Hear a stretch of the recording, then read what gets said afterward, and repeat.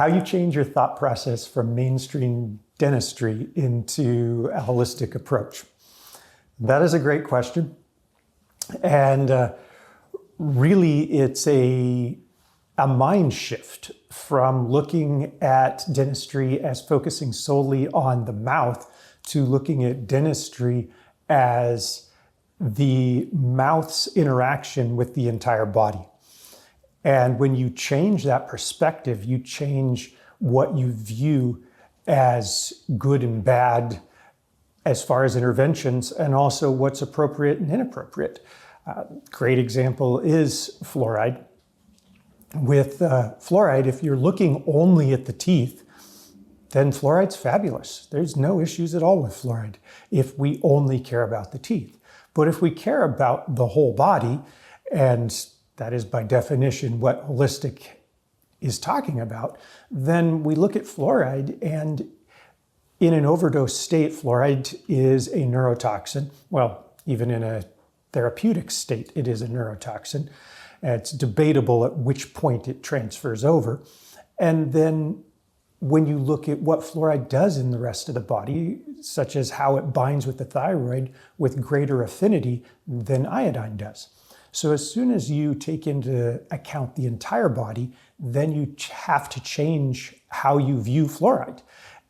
And we have advantages and disadvantages with each thought process that we're going through. So if we can find something that doesn't have negatives and still has advantages, such as hydroxyapatite, then why would we not choose that?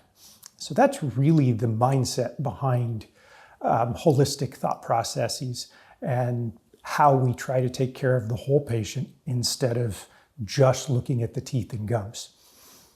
Teeth and gums have always been the focus of dentistry, and we've always really, that's been, for the most part, where dentistry generally stops is, do you have decay and do you have periodontal disease?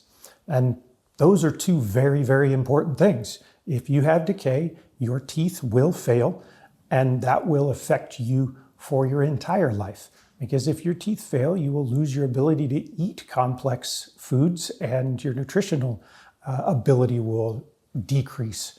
And you will have a lot of digestive issues as you continue later and later in life. You're going to be restricted to basically everything you eat as a smoothie or some form of that. As well, periodontal disease.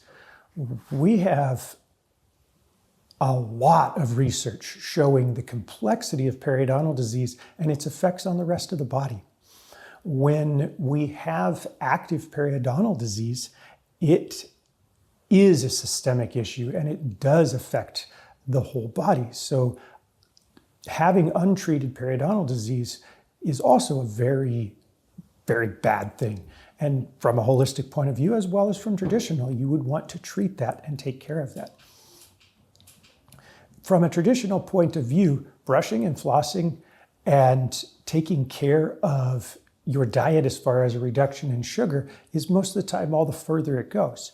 When you start looking holistically, we're going to want those as well. Good brushing and flossing habits, not consuming sugar, not consuming acids such as diet sodas or even just carbonated waters.